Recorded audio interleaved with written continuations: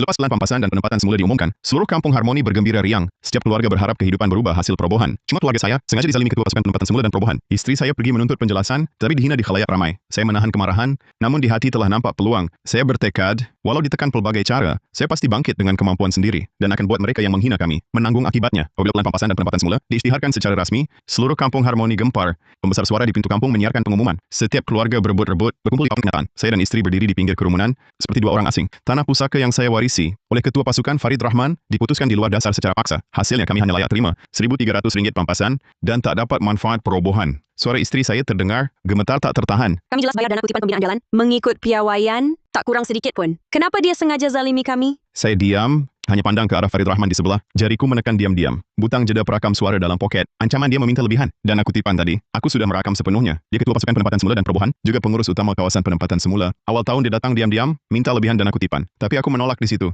Hanya bayar ikut piawaian kampung. Farid Rahman menghisap rokok perlahan. Asapnya sampai depan kami. Sekarang baru nak panik. Mengapa tak buat awal? Dalam kampung ini, akulah yang tentukan. Tak mau dengar kata, jangan harap dapat apa-apa. Adiknya Faisal Rahman di belakang. Hempak telefon pintar model terbaru. Depan mata kami. Mengejek dengan muka hina. Ambil RM2,000 dan pergi. Nak harap perobohan ubah nasib. Mimpilah. Mendengarnya, badan isteri yang memang tak sihat, makin lemah, hampir pengsan. Aku cepat-cepat sokong dia. Suruh tarik nafas, tenangkan diri. Lihat isteri hampir pengsan. Farid Rahman pun takut jadi kes mati. Bawa adiknya berpaling pergi. Penduduk kampung di sekeliling juga bersurai. Aku bawa isteri pulang ke rumah, mata memandang. Plan perancangan kawasan penempatan semula. Fikiran sudah terbentuk. Awalnya, saya nak bawa rakaman ke Pekan untuk adukan Farid Rahman. Tapi satu perincian dalam pelan, ubah fikiran saya. Satu-satunya jalan masuk keluar, dikategorikan sedang dibina. Rancang siap 15 hari lepas serahan. Lori besar tak boleh masuk langsung. 3 roda pun terketar-ketar. Jalan pun tak rata. Ia perkhidmatan bas, ia penghantaran makanan. Ramai warga tua, jauh dari Pekan, pasaran makanan segar pun tiada. Kemudahan rantaian sejuk dan penghantaran tak ada. Dan saya, tepat ada pengalaman. 5 tahun dalam rantaian bekalan makanan segar. Saluran pemborongan peringkat utama dan trek rantaian sejuk ada, malahan sistem penghantaran dalam talian yang matang pun ada. Ini bukan sekadar perniagaan, tapi keperluan penting seluruh kampung untuk hidup. Dia rampas pampasan perobohan saya pegang bekalan makanan mereka. Farid Rahman,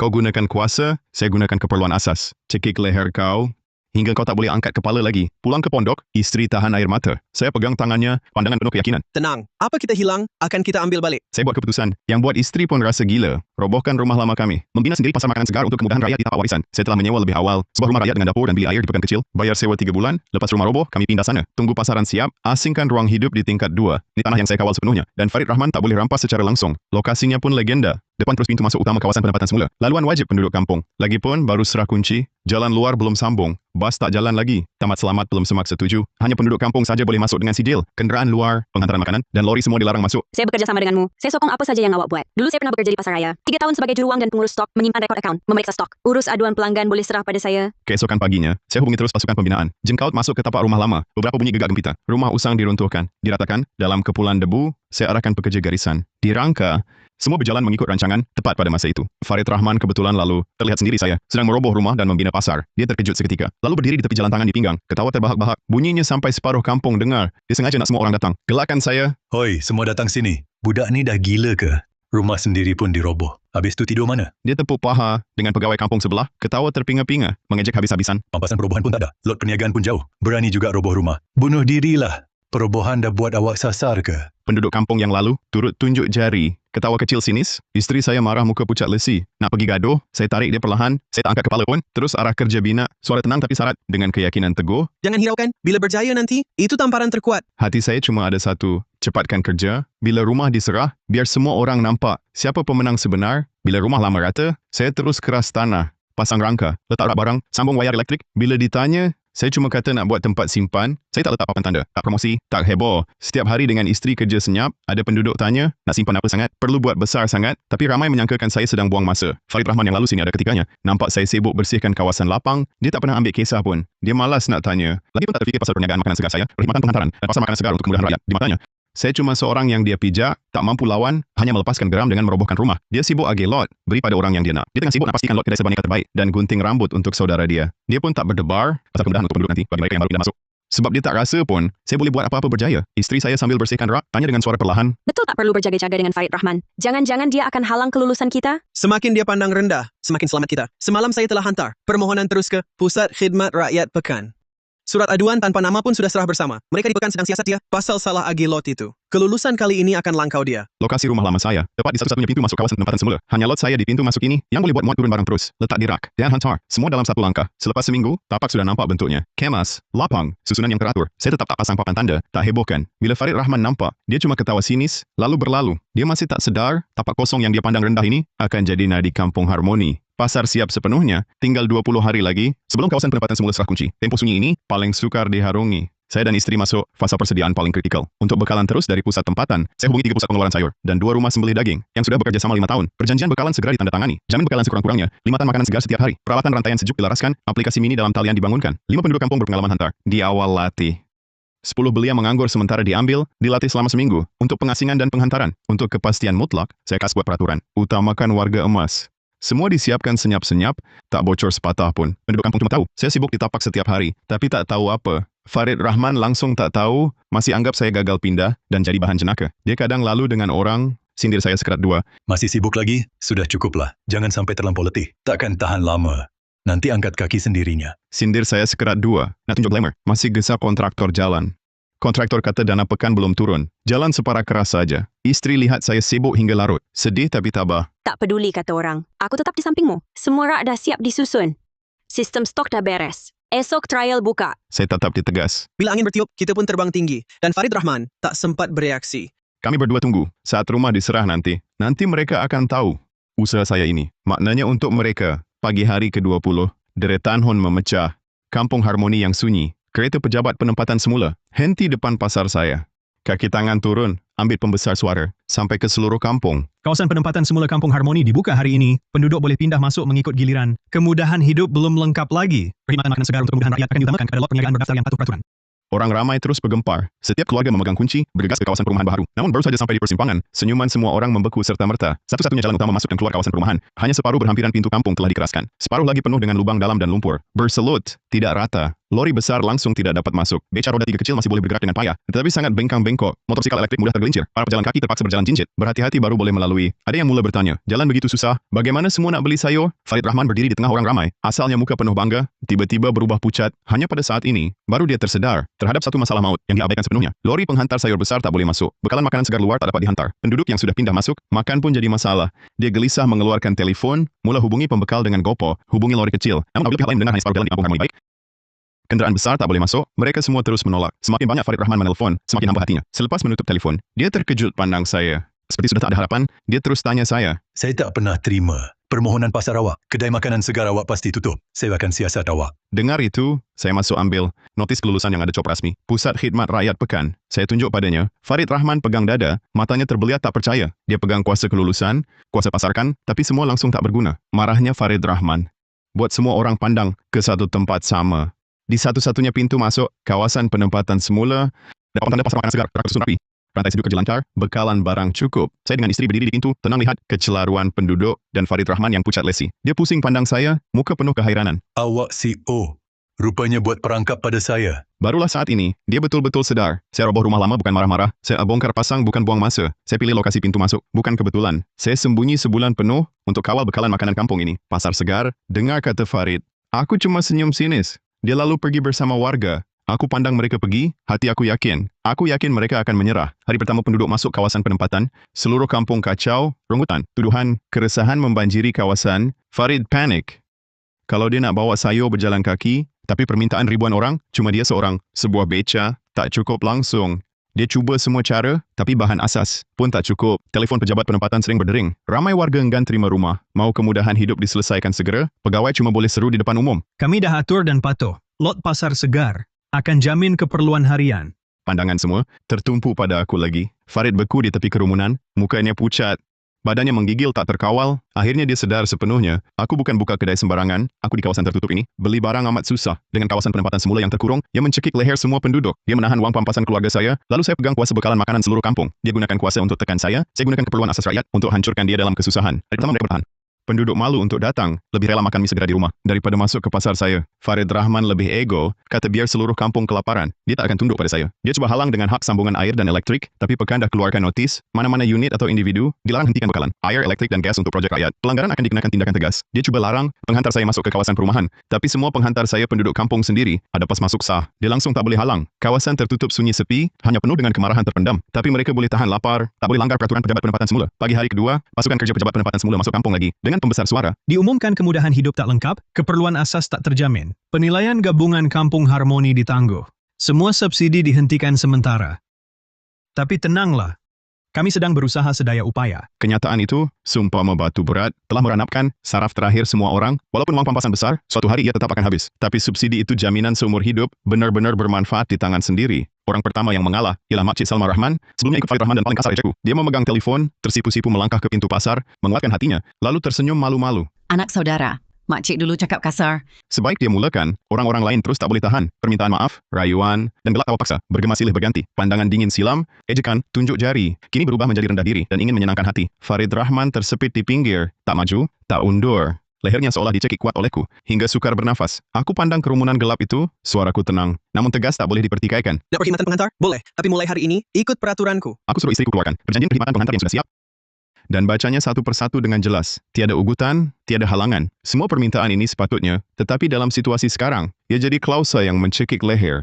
Penduduk saling memandang. Seorang ke seorang, tiada yang berani membantah, kecuali aku. Mereka tidak ada, jalan lain boleh diambil. Hanya setengah hari, hampir 1000 rumah. Semua sudah tanda tangan perjanjian. Pasar yang sunyi tadi tiba-tiba sangat sibuk, mengasing, membungkus, mengimbas kot, memuatkan lori, pekerja penghantaran naik motosikal elektrik, berulang-alik di kawasan perumahan, bunyi pesanan silih berganti. Istriku berdiri di sisiku, lihat keadaan di depan mata. Air matanya akhirnya tumpah. Aku menyapunya perlahan. Tersenyum tanya, berbaloi? Dia mengangguk kuat, tersekat tak dapat berkata. Di luar kerumunan, Farid macam patung terbiar. Berdiri kaku di situ, dia pandang semua yang berlaku, pandang aku yang dikelilingi orang, pandang kuasanya yang sudah hilang. Wajahnya pucat lesi. Akhirnya dia sedar, setiap hari disusahkan keluargaku, dan tahan pampasan perobohan, akhirnya sudah ditentukan. Dan orang macam dia yang paksa dengan kuasa, selamanya takkan faham. Aku liriknya sepintas, diam sahaja, sebilangan pengajaran. Tak perlu kata, hidup sendiri akan ajar dia. Dan kemelaratan serta penyesalannya, baru bermula, mengasing, mengemas, menghantar, beroperasi cekap menyeluruh, trak penghantar keluar masuk berturut-turut, hantar ke depan pintu setiap rumah. Jumlah pesanan harian, makin bertambah seperti bola salji, penduduk makan sayur segar murah, sambil tersenyum lebar. Akhirnya mereka faham, saya bukan gila, tapi orang pandai nampak peluang. Farid Rahman lihat semua ini,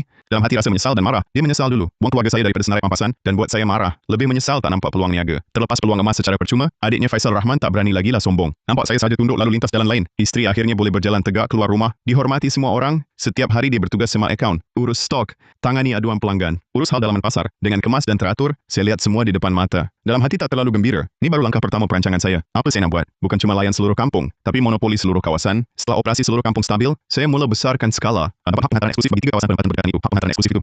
Tambah stor sejuk, udah bekalan diseragamkan, piawai diseragamkan, sistem penghantaran diseragamkan, wujud monopoli kawasan. Jenama makanan segar saya, cepat kuasai seluruh kawasan penempatan itu. Pesanan berterusan masuk, keuntungan pecah rekod setiap hari, kemudahan hidup penduduk kampung, berlipat kali ganda lebih baik. Mereka lebih berterima kasih. Anggap saya penyelamat kampung. Ada yang cadang dirikan tugu untuk saya. Ada yang mahu saya jadi wakil kampung. Semua saya tolak dengan baik. Saya nak tumpu pada perniagaan saja. Farid Rahman jatuh sepenuhnya. Cakapnya tak didengar lagi di kampung. Penduduk kempen secara kolektif untuk pecat dia. Pihak pekan sudah siapkan siasatan terhadapnya. Dikenakan tindakan tata tertib berupa amaran. Jawatan Ketua Pasukan Perobohan dan penempatan semula dibatalkan. Dia sembunyi dalam rumah setiap hari. Tak berani jumpa orang. Sikap angkuhnya dulu. Langsung tiada. Saya tak terus buru dia. Cuma bagi dia bayar atas perbuatan sendiri. Beri ruang pada orang lain. Nanti mudah jumpa lagi. Tapi saya tak lupa cara dia layan keluarga saya dulu.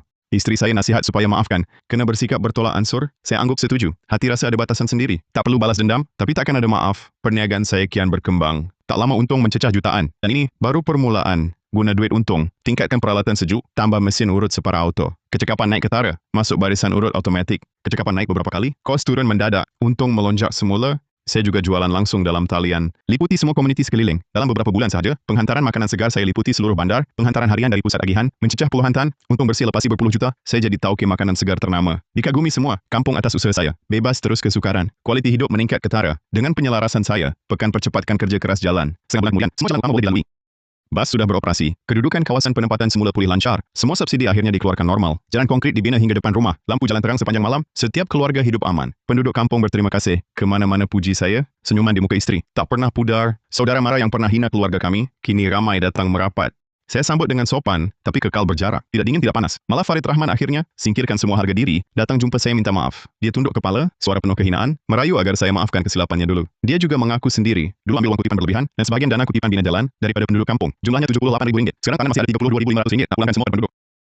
Bagi RM45.500 akan dilangsaikan gaji secara beransur. Saya pandang wajahnya yang tua, hati langsung tiada riak. Ada kecederaan, sekadar maaf tak mampu hapuskan. Saya hanya berkata perlahan, semua sudah berlalu. Tapi saya tahu, ada perkara, takkan kembali selamanya. Selepas maafkan Farid Rahman, dia lepaskan beban hati sepenuhnya, bantu kerja saya sepenuh tenaga, gunakan jaringan hubungannya, bantu urus pelbagai hal. Saya juga tidak pendam dendam, beri dia kerja penjaga stor yang ringan, supaya dia ada pendapatan stabil, nikmati usia tua dengan aman. Penduduk kampung lihat kemurahan hati saya, lebih kagum pada saya. Nama baik saya mencapai puncak. Saya tak berhenti di situ, terus kembangkan pasaran ke seluruh bandar. Sambung dengan platform e-dagang besar, bangun sistem logistik rantaian sejuk seluruh bandar. Keuntungan masuk setiap hari, banyak sampai saya sendiri terkejut. Sedikit uang pampasan perobohan itu yang dirampas dulu, berbanding keuntungan masa kini, langsung tak sebanding. Aku buktikan dengan tindakan, bukan dihina yang ditakuti, tapi tiada kehebatan sendiri. Asalkan ada pandangan, ada kemampuan, cukup bertekad, semua yang hilang boleh diganti berganda-ganda. Istri hidup aman dan bahagia, tak perlu risau duit lagi. Setiap hari dia berkebun sayur, bersembang, sekali-sekala ke pasar tolong urus, selenggara akaun, nikmati kehidupan santai yang bebas. Aku lihat wajah gembiranya, hati aku penuh kepuasan. Semua kesusahan dan kekurangan ini, semua berbaloi, ejekan dan tekanan dulu. Semua jadi dorongan aku marah. Aku tahu, hidup aku telah berubah total, dan kisah aku masih ditulis. Bukan jawatan kuasa pengawasan kolektif kampung. Aku mulai beri pekerjaan pada penduduk tempatan. Semua kerja utamakan ambil orang kampung sendiri. Puluhan penduduk dapat kerja di depan rumah, pendapatan tetap, tak perlu cari rezeki jauh. Semakin besar tenaga kerja menganggur di kampung, semua dapat kerja di depan rumah. Kadar pengangguran turun mendadak. Setiap rumah ada pendapatan tetap. Semua lebih berterima kasih pada aku, anggap aku peneraju yang bawa seluruh kampung. Jadi kaya.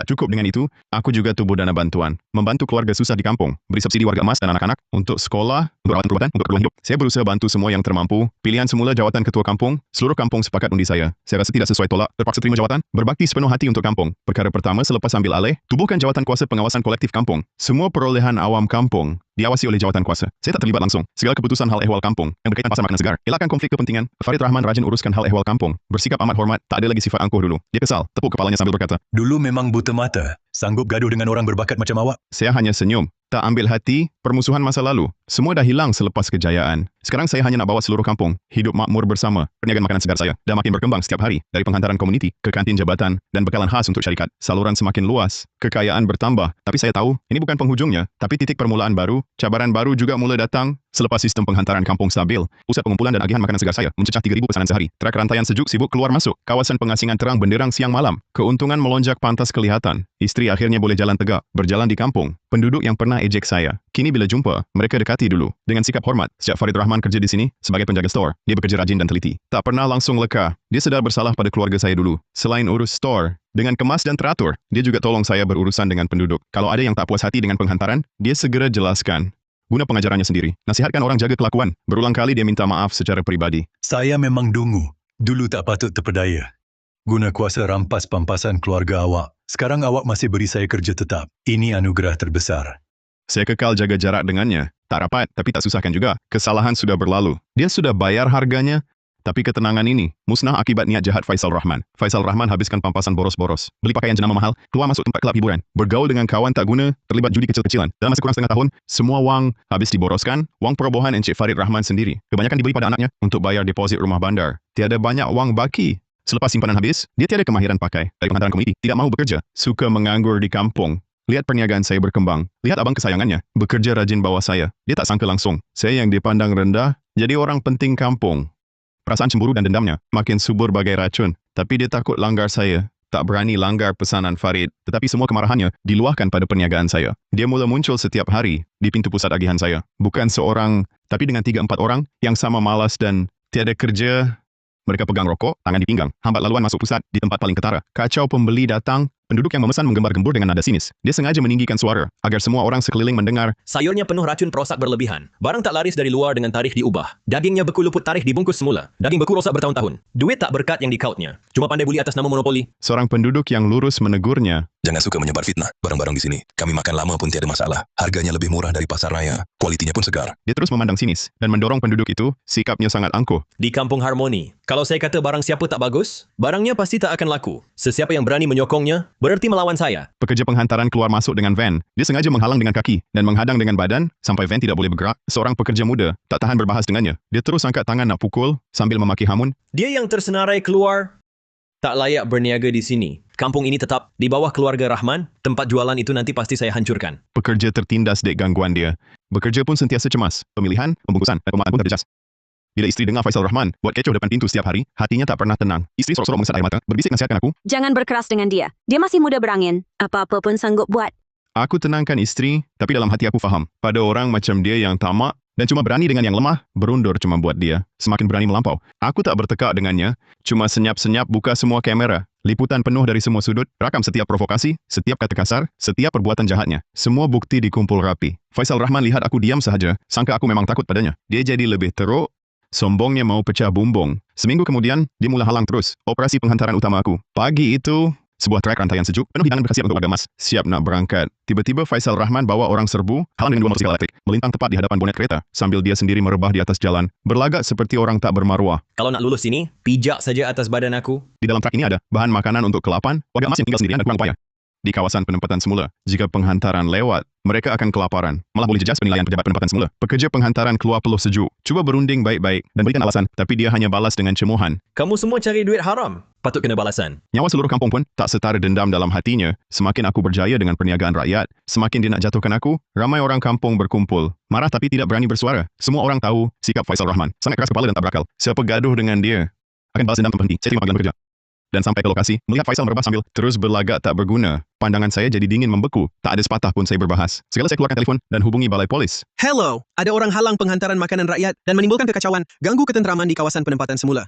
Sila minta pegawai polis datang segera. Faisal Rahman dengar saya telefon polis. Tiada langsung rasa takut. Sebaliknya dia bangun tergesa-gesa. Dia menuding dan memaki saya. Kata dia ada kenalan di atas. Saya buat laporan pun sia-sia. Yang akan merana akhirnya cuma saya. Saya tenung dia dengan tenang, tak percaya langsung kata-katanya. Dia tak tahan marah. Mau saja tumbuk saya. Nasib baik rakan di sebelah. Kawan tak gunanya cepat-cepat halang. Baru tak jadi orang cedera. Tidak lama kemudian, kereta polis laju masuk kampung. Setibanya pegawai polis, rakaman CCTV dikeluarkan segera. Kenyataan penduduk dan kurier didengar. Fakta terang, bukti kukuh. Faisal diberi amaran lisan di tempat. Dia diarah beredar serta-merta. Dilarang terus ganggu perniagaan. Jika tidak, langkah paksaan akan diambil. Di depan pegawai polis.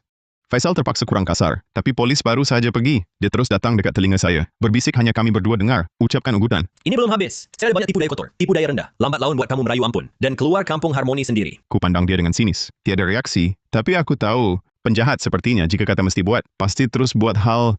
Benar saja, tengah malam itu, pusat pengumpulan aku diganggu, kejadian yang hampir musnahkan bisnes. Bisnes aku bergantung pada peti sejuk besar, untuk segar bahan, 2 pemampat luaran. Diletak di belakang, inti rantaian sejuk. Kalau rosak, bahan dalam peti akan rosak dalam jam pukul 3 pagi, malam sunyi. Seluruh kampung tidur. Faisal Rahman bawa kawan-kawannya, melincur masuk ke belakang, bawa besi, sepana, dan batu, terus hantam pemampat. Dari rakaman kamera, wajahnya ganas, emosinya tak stabil. Sambil hantam, dia maki hamun aku. Dia kata aku potong rezekinya. Dia kata aku mencuri perhatian. Dia kata aku naik atas keluarga Rahman. Dia nak musnahkan rezeki aku, sampai aku tak boleh berniaga. Dalam beberapa minit, cangkang 2 pemampat, pancit dan penyek teruk, paip tembaga semua patah. Litar tercabut paksa, sistem kawalan suhu rosak teruk. Langsung tidak boleh dibaiki. Apabila kaki tangan sampai kerja awal pagi, dan buka peti sejuk, bau busuk menusuk. Menyambut mereka, daging bernilai lebih RM45.500 di dalam, makanan laut buah dan sayur import, produk tenus dan telur, oleh kerana pendinginan terputus, semua sudah rosak busuk, campuran darah, kekotoran mereka sana-sini, sangat kucar-kacir. Pekerja melihat keadaan itu, gemetar marah, ramai menitis air mata. Isteri terus menangis. Malapetaka, banyak barang musnah, terlalu keterlaluan. Isteri sesak nafas panik, hampir pengsan lagi. Saya cepat sokong dia, beri dia ubat, tahan marah. Lalu jaga adegan, jangan jejaskan bukti. Kemudian telefon polis lagi. Polis cepat tiba siasat. Di belakang jumpa, kesan kaki yang jelas. Ditemui di sisi, besi batang dan batu yang dibuang. Selepas semak rekaman CCTV belakang, diri Faisal Rahman dan geng merosakkan. Semuanya jelas. Mukanya, gerakannya, tuduhan, setiap bukti kejadian tercatat dengan jelas. Bukti kukuh, tindakan pegawai polis pantas. Faisal Rahman ditangkap di rumahnya. Dia masih tidur lena. Dibangunkan pegawai polis, mula-mula cuba menafikan. Bukan dia yang buat, dia disalahkan orang. Bila tonton rakaman kamera litar tertutup, mukanya pucat lesi, diam membisu. Tiada alasan lagi. Dibawa ke van polis, dia jerit pada orang ramai. Kau sengaja. Kau buat perangkap. Kau akan dapat balasan. Kerana sengaja merosakkan Harta awam dan swasta. Bernilai besar, Faisal dikenakan tahanan pentadbiran selama 7 hari, denda RM1,950 dan wajib bayar ganti rugi penuh. Untuk baik pulih alat dan kerugian bahan makanan rosak, berjumlah RM54.600. Berita tersebar. Rakyat kampung gembira. Kata mereka, dia punya salah sendiri, setiap perbuatan ada balasannya. Ketua pasukan penempatan semula dan perubahan, Farid Rahman, dapat tahu, menangis pedih. Dia jumpa saya, terus tunduk minta maaf. Saya gagal didik adik. Saya sebabkan kerugian besar. Saya rela guna gaji bulanan, bayar pampasan perlahan-lahan. Saya bagi tahu dia, ini kesalahan Faisal Rahman sendiri. Tiada kaitannya. Dia tak perlu tanggungjawab adiknya. Lepas keluar dari pusat tahanan, Faisal tak langsung menyesal. Sebaliknya, dendamnya semakin mendalam. Kelakuannya langsung tiada had.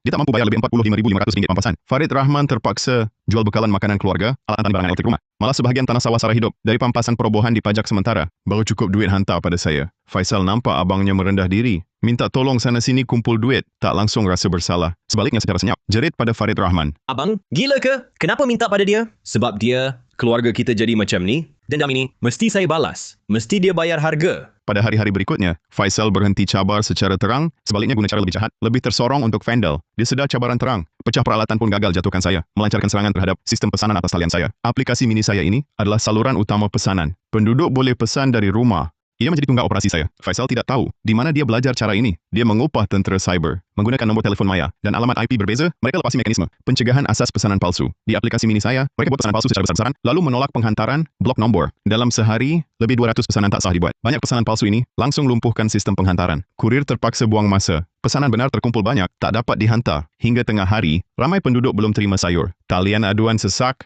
reputasi saya terjejas teruk. Jurutera baiki sistem sepanjang malam, tambah pengesahan wajah dan had kekerapan pesanan. Baruli beroperasi menjelang subuh. Gangguan jahat ini merugikan saya lebih RM13,000. Beberapa pelanggan turut hilang. Saya jejaki nombor telefon dan alamat IP yang terlibat. Semua jejak aktiviti jahat pulang kepada Faisal dan kuncunya. Faisal, rupanya kau. Kali ini, aku tak akan berlembut lagi. Saya kumpul semua bukti dan log sistem. Rekod rakaman kamera diproses dan dibuku. Kemudian diserahkan semula ke balai polis. Pegawai polis terus terang beritahu Faisal Rahman. Disahkan dia berulang kali cetuskan kekecohan. Sifat kejadian teruk. Jika buat lagi, pasti dihukum berat, tak akan dipertimbangkan. Selepas dimarah teruk oleh polis. Faisal nampaknya berhenti selama 3 hari. Tapi secara sulit dia rancang satu. Boleh musnahkan hidup saya. Rancangan jahat korbankan keselamatan kampung. Dia sangat faham. Saya hantar bekalan untuk hidangan sekolah. Tiap-tiap hari untuk kampung. Projek ini dipantau ketat oleh pihak berwajib. Juga prinsip paling penting saya, sekiranya berlaku masalah di sini, bukan saja perniagaan saya runtuh, malah saya boleh diambil tindakan undang-undang. Tetapi dia sanggup ambil risiko. Cuba musnahkan perniagaan saya dengan rosakkan bekalan makanan. Tak kesah korbankan kesihatan orang lain. Malam itu, dia bawa sebuah beg hitam. Elak penglihatan petugas jaga. Selinap masuk ke kawasan asingan bahan. Bersedia untuk lakukan kerja sabotaj terhadap bahan tersimpan. Nasib baik saya dah aturkan. Staf bekerja 24 jam jaga waktu malam. Petugas jaga dengar bunyi daripada kawasan asingan. Serta-merta pergi lihat dan tangkap dia di tempat kejadian. Semasa dia dikawal, Faisal Rahman masih berjuang mati-matian. Wajahnya meleding kerana marah. Sorot matanya dah jadi tidak keruan. Aku nak musnahkan perniagaan kau. Hancurkan maruah kau. Sekalipun masuk lokap lagi, aku tak gentar. Kau tunggulah. Lepas aku keluar nanti, aku takkan senangkan kau sehinggalah aku berjaya. Halau kau dari kampung Harmoni. Petugas tak layan bisingnya. Segera hubungi aku dan pegawai polis. Sebaik tiba, mereka jumpa barang dalam begnya, menguatkan bukti dia menyusup masuk, berniat nak rosakkan bahan makanan. Pihak pengawal selia pun tiba pantas, periksa semua bahan dengan teliti, pastikan tiada pencemaran. Mereka juga jelaskan bahawa, kalaulah niat jahatnya berjaya, bencana keselamatan makanan akan berlaku. Ratusan pelajar terancam. Perbuatannya terlalu keji, sudah melanggar undang-undang, bukan kes kecoh kecil lagi. Berita ini tersebar, seisi kampung berang, barulah semua penduduk sedar. Tindakan Faisal Rahman bukan impulsif semata, malahan sengaja dirancang untuk balas dendam. Demikian sekali dia nak kenakan aku, sanggup jadikan kesihatan penduduk sebagai taruhan. Orang seperti dia sudah hilang pertimbangan, tiada harapan untuk baik. Mereka yang pernah bersimpati, mereka anggap dia cuma budak berani, akhirnya rasa kecewa sangat. Semua kecam dia mementingkan diri dan jahat, memang patut menerima balasan. Bila Farid Rahman tahu adiknya buat perbuatan terkutuk begitu, dia terus jatuh duduk di lantai, menangis terisak-isak. Dia minta maaf dari rumah ke rumah, pada sekolah dan pada saya. Saya minta maaf. Semua. Saya gagal didik dia baik-baik. Keluarga Rahman sanggup tanggung semua. Tapi di sisi undang-undang, semua sama. Tingkah laku buruk Faisal Rahman sudah langgar batas kemanusiaan. Tak ada siapa boleh lindung dia, tak ada siapa boleh selamatkan dia. Selepas pihak kehakiman selesaikan, Faisal Rahman kerap buat kacau, sengaja rosakkan barang dan nak ancam keselamatan awam. Gabungan kesalahan semua. Akhirnya dia dihukum, penjara 7 bulan, denda tinggi. Tanggung semua pampasan sivil. Jumlah keseluruhan RM104,000. Bila keputusan dikeluarkan, saya datang ke mahkamah. Faisal Rahman di dalam, tak sombong macam dulu, angkuh merajai kampung. Rambut dia kusut, pandangan kosong, pakai baju tahanan, tunduk kepala badan menggigil. Tak ada sisa sombong lama. Apabila mendengar hukuman, penjara 7 bulan, kakinya tergetar-getar lalu rebah. Tubuhnya terus lemas jatuh, air mata dan hingus mengalir. Wajahnya dipenuhi ketakutan dan penyesalan. Namun penyesalan ini telah datang terlalu lewat dari ejekan dan provokasi awal, halangan penghantaran, kerosakan peralatan, kacau bilau pesanan jahat, hingga cubaan racuni bahan makanan. Setiap kali dia sombong, setiap niat jahat, setiap kali langgar batas, semuanya mengorakkannya. Menuju ke penjara, dia sendiri mengubah dirinya. Dari pemuda ada wang pampasan, menjadi banduan. Denda dan ganti rugi RM104,000. Runtuhkan keluarga Rahman. Farid jual semua barang yang boleh dijual di rumah, gadaikan sebahagian harta, pinjam duit dari sanak saudara. Barulah hutang dilangsaikan. Keluarga dulu dikagumi di kampung, sekali jadi papa kedana. Penuh dengan hutang, tiada lagi kegemilangan lama. Selepas Faisal masuk penjara, keluarga Rahman runtuh. Kesihatan Farid makin merosot, tetapi dia masih rajin kerja di gudang. Dengan gaji kecil, lama-lama bayar hutang, waktu keluar jumpa orang kampung, dia terus tunduk, tak berani angkat muka. Keangkasannya dulu dah hilang. Yang dulu keliling keluarga Rahman, mengampu dan menjilat, sekarang semua menjauh, takut terbabit hutang. Dan aku, lepas Faisal Rahman dihukum berat undang-undang, semua halangan tuntas. Aku tingkatkan semua peralatan rantaian sejuk, tambah kamera pengawasan tanpa skip, dan sistem keselamatan malam. Sistem operasi lebih teguh dan selamat. Perusahaan aku tak saja tak tumbang. Disebabkan gangguan berterusan, malah tambah rancak. Kerana kerajaan bertindak adil dan sokongan penuh orang kampung. 3 penempatan berdekatan. Datang sendiri tanda tangan perjanjian eksklusif. Sekolah di bandar, hospital dan jabatan kerajaan. Serah bekalan bahan mentah pada aku. Orang kampung tengok Faisal Rahman, bandingkan dengan kejayaan aku, jadi lebih hormat dan sokong aku. Mereka selalu kata, Faisal Rahman dapat balasan. Angkuh dan sombong, hati jahat, akhirnya makan nanam sendiri. Aku bergantung pada wawasan, kejujuran dan kemahiran, barulah benar-benar kuat. Aku tak habis-habiskan. Tidak ada tujuan untuk memalukan keluarga Rahman. Saat Farid Rahman tiada jalan lain, saya yang beri dia kerja di gudang. Beri dia pendapatan tetap agar dia boleh bayar hutang perlahan-lahan dan menua dengan tenang. Saya tak ungkit masa lalu, tapi tak akan pernah lupakan juga kecederaan dulu. Beri dia jalan hidup adalah batas saya, bukan kelemahan saya. 7 bulan di penjara, seperti siksaan panjang dan berat. Akhirnya sampai ke penghujung, Faisal Rahman habis hukuman dan dibebaskan. Kabut pagi masih belum hilang, membawa kesejukan akhir musim luruh, melitupi pintu besi tebal penjara. Saat pintu besi sejuk itu terbuka perlahan, Faisal Rahman terhuyung-hayang keluar. Langkahnya tak tetap dan ragu-ragu. Saat dia melangkah keluar pintu penjara, cahaya matahari menembusi kabut menyinari tubuhnya, menyilaukannya, sehingga dia mengerling. Rupanya sudah berubah sepenuhnya. Berbanding 7 bulan lalu ketika masuk, orangnya berbeza sama sekali. Mukanya kuning pucat, seperti kertas lama, tiada langsung warna darah. Pipinya cekung dalam.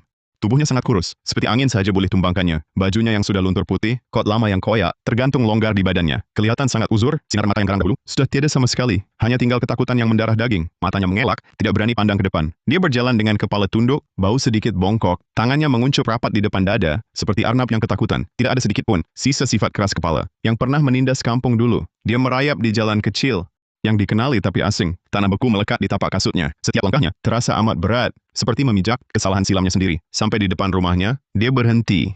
Jantungnya berdebar kencang, pemandangan membuatnya beku. Rumah megah itu sudah punya pemilik baru. Pintu berdakwat cop rasmi bank. Halaman dipenuhi rumput tinggi. Tingkap dan pintu usaha hampir runtuh. Dia tolak pintu masuk. Isinya kosong melompong. Di dalam rumah kosong itu, tiada perabot yang sempurna. Hanya tinggal debu tebal dan barang-barang rosak berselerak. Dia merayau tanpa hala tuju di kampung, secara tidak sengaja sampai sekitar pusat pengumpulan dan agihan makanan segar saya. Jauh-jauh lagi dia telah nampak abangnya. Abang yang baik itu, yang dulu selalu melindunginya walau apapun terjadi. Kini pakai pakaian kerja sederhana. Di kawasan halaman pusat itu, bekerja rajin. Apabila membongkok angkat barang, belakang badan sudah agak bongkok, rambut pun banyak beruban. Setiap pergerakan nampak payah. Sejurus kemudian dia nampak saya pula. Saya berdiri di pintu pusat itu, memakai sut kemas. Dikelilingi beberapa penduduk kampung. Wajah semua penuh senyuman hormat. Setiap perbuatan saya memancarkan ketenangan dan keyakinan. Saya dimuliakan, disokong seluruh kampung. Gambaran dihormati begitu. Dengan keadaannya yang terhina kini, membentuk kontras yang pedih. Saat itu, penyesalan dan kesakitan dalam hatinya menggunung seperti air pasang, menenggelamkannya serta-merta. Dadanya terasa tersekat batu besar.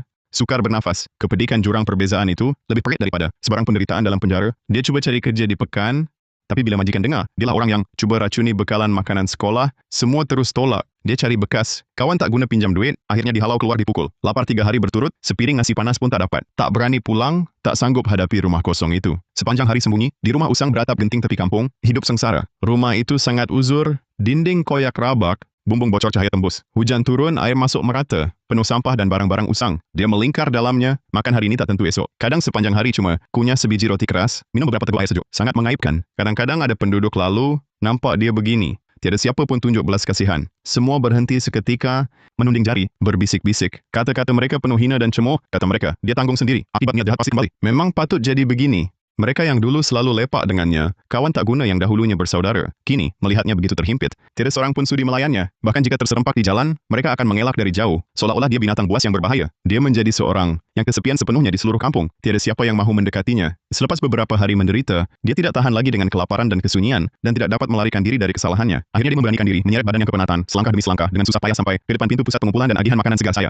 Cahaya matahari tepat menyinari, pusat itu sibuk dengan orang yang keluar masuk. Para pekerja sibuk memindahkan barang, mengasingkan, suasana sungguh meriah. Dia berdiri di depan pintu, terketar-ketar dan bingung, seluruh badannya menggigil sedikit. Matanya dipenuhi ketakutan dan rendah diri. Dia menarik nafas panjang, lalu berlutut di atas lantai simen yang keras dan dingin. Bunyi lututnya menghentak tanah, terdengar begitu nyaring. Menghadap ke arah saya, dia terus-menerus mengangguk-anggukkan kepala. Dahinya menghentak lantai simen dengan kuat, mengeluarkan bunyi. Maafkan saya yang salah. Saya yang dahulu telah dibutakan. Suaranya seraken, macam parut kertas pasir, tersekat seduanan. Bagai putus-putus dia minta maaf untuk semua salah perbuatannya dahulu. Akuinya satu demi satu dan tak ada bela diri doan. Sambil terus bersujud, dia nyatakan sesal. Katanya dulu hatinya kelam, berhati sempit, jahat dan pentingkan diri doan. Benar salah tak nampak, cuma nak layan atas orang dan. Hingga turun ke tahap begini, semua dia patut rasa balasan setimpal dosanya dan tak boleh salahkan sesiapa dan. Dia merendah diri, pohon minta maaf, harap aku maafkan. Beri kerja paling hina sekalipun dan. Suaranya keseduan, aku dah benar-benar insaf dan. Nak guna tangan sendiri, cari nafkah, kurang beban abang. Bayar hutang, jadi manusia baru, tebus semua salah silapku.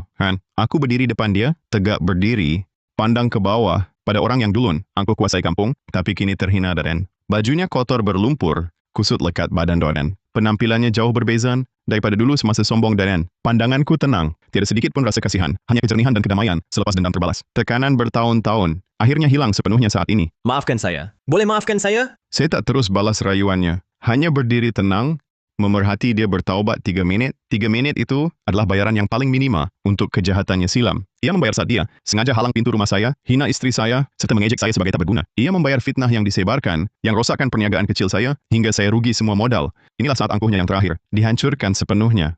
Dia tunduk kepala, suara tersekat-sekat, maafkan saya diulang-ulang. Tiada langsung pembelaan. Penduduk kampung berkumpul, mendengar berita. Mereka berdiri berkelompok, tanpa sepatah kata. Tiada seorang pun menghalang, malahan tiada langsung pandangan simpati. Semua mereka tahu, ini balasan yang patut diterima Faisal Rahman. Sebab kejahatan bertahun-tahun, zalim pada yang lemah, besar cakap pada yang kuat. Mestilah dibayar, tiada seorang pun sudi menolong jahat sepertinya. 5 minit berlalu, saya angkat tangan dan beritahu dia, kalau nak kerja untuk hidup, boleh, tapi mesti mulakan dengan kerja terbawah, paling kotor, lasak dan memenatkan. Asingkan sayur, angkut barang, bersihkan sampah, tak boleh malas langsung. Gaji terendah, tiada bonus, tiada allowance. Tapi peraturan paling ketat, lambat seminit, silap sedikit, kena buang serta-merta, tiada ruang berlengah. Mulai hari itu, sebelum subuh, Faisal Rahman sudah kelihatan di pusat pengumpulan. Dia menyapu, buang sampah, cuci tandas. Semua kerja hina dan penat itu, dia tanggung sendiri. Pekerja kadang-kadang sebut kelakuannya dulu. Ada yang sengaja susahkan dia, himpankan kerja berat. Dia tak berani bantah, hanya tunduk kepala, kerjakan lebih cepat tanpa berani angkat muka. Semua ini akibat perbuatannya sendiri. Tiada yang kasihan, tiada yang tolong dia. Kadangkala, saya berdiri di tepi tingkap memerhati Faisal Rahman. Bekerja hina di halaman, dalam keadaan terlunta. Tiada rasa puas hati, bak batu berat di hati. Akhirnya terangkat dengan perlahan. Gambar-gambar hina itu berputar di benak seperti filem, muncul perlahan. Dulu keluarga kami disingkirkan tanpa alasan, hanya dapat RM1.300 pampasan. Tunggak keluarga runtuh seketika, tak 1 sen pampasan pun. Istri menggigil marah, mengeluh sepanjang hari. Ketika berita tersebar, warga kampung Harmoni mengejek dan menghina. Ada yang bilang keluarga kami sial, ada yang kata kami buat salah. Malah ada yang berbisik, katakan kami patut susah. Sikap kejam mereka itu mengiris hatiku dalam. Yang paling tak dapat kulupakan ialah saat Faisal Rahman angkat daguku dengan telefon pintar baru, katakan aku akan miskin selamanya. Patut hidup susah. Kesombongan dan kejahatannya, seperti jarum menusuk hati, takkan tercabut selamanya. Tapi aku tak tumbang. Aku tak balas dengan kekerasan, tak ambil langkah haram untuk dendam. Aku tahu, hanya bila jadi kuat, baru dapat kembali semua hakku. Baru mereka yang pernah sakiti kami, membayar harga setimpal dengan pandangan tajam. Saya lihat peluang di industri makanan segar, dengan perancangan rapi dan ketekunan tanpa henti. Saya bina langkah demi langkah, empayar makanan segar sendiri. Dari sebuah pasar kecil hingga ke skala hari ini. Saya ubah tapak runtuhan menjadi pangkalan makanan segar. Tanah terbiar dihidupkan. Ejekan penduduk kampung, saya jadikan pendorong maju. Kejahatan Faisal Rahman, saya jadikan batu loncatan. Dalam beberapa tahun, saya usahakan bersungguh-sungguh, berniaga dengan jujur. Akhirnya untung berpuluh juta. Dari seorang yang diejek, menjadi paling dihormati. Kemana saja pergi, salam mesra penduduk. Farid Rahman dari kampung, dulu pernah buat salah. Tapi dia insaf, minta maaf dan bayar rugi. Dia ikut saya berniaga, rajin dan tekun kerja. Akhirnya hidup selesa, hidup aman dan bahagia. Manakala Faisal Rahman masih degil, sombong dan jahat. Selain buli orang lemah, dia juga buat kerja gelap, perkara salah dan tak patuh undang-undang. Akhirnya dihantar ke penjara. Lepas bebas, dia diselubungi hutang, dihina semua orang, menjadi musuh orang ramai. Tak ada lagi kemewahan dulu. Aku percaya, budi dan jahat pasti dibalas, roda balasan sentiasa berputar. Apa yang disemai, itu yang dituai. Mereka yang buat jahat tanpa ragu-ragu, akhirnya akan makan diri. Kini, aku tetap pegang prinsip asal, berniaga jujur, tanpa tipu atau scam. Sedia makanan segar terbaik, tak lupa bantu kampung, ajak semua sertai perniagaan, pimpin ke arah kekayaan bersama. Pihak berkuasa tegakkan keadilan, berikan perlindungan pada aku. Sokongan pegawai kerajaan, jadi pendorong aku. Kepercayaan istri, ialah pelabuhan hati paling hangat. Sokongan padu kampung. Jadi tulang belakang aku, senja menjelma, cahaya keemasan tabur, di setiap sudut pangkalan, dan pada wajah yakin aku. Kisah hebat yang bangun dari runtuhan, baru bermula, masa depan penuh kemungkinan tanpa batas.